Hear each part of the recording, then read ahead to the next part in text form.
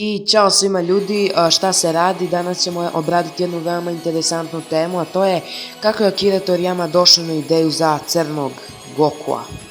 Pa krećemo na klip. Ovako, svi znate film Tree of Might. U tom filmu glavni negativac je Turles. On je sajanac koji je u bekstvu sa svojom posadom traži jaku planetu gdje će da posadi drvo moći.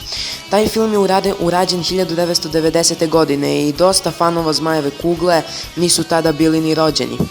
Tako da je Akira Toriyama želeo, on je napravio Turlesa da bi ljudima pokazao kako bi Goku izgledao u saiyanskom modelu, borbenom modelu, bez osjećanja zlog karaktera i tako dalje.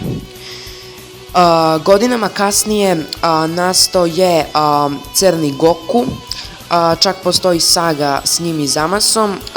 Uglavnom tu je glavna tema putovanje kroz vreme, prošlost, sadašnjost, budućnost i uglavnom Akira Toriyama, pošto dosta fanova nisu bili tada rođeni kada je film o Turlesu napravljen, pa je on želeo da vrati Turlesa samo sa dosta poboljšanjima i novom formom Super Saiyan Rose.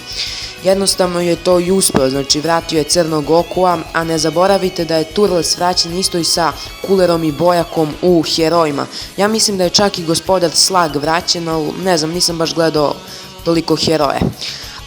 Uglavnom ljudi, to je to od ovog klipa, znam da je malo bio kratak, ali eto šta da radim, ja se stvarno trudim da snimam duže malo klipove. Tako da to je to, bacite like, share, subscribe, zapratite me na Instagram ssj_daki i to je to. Ćao!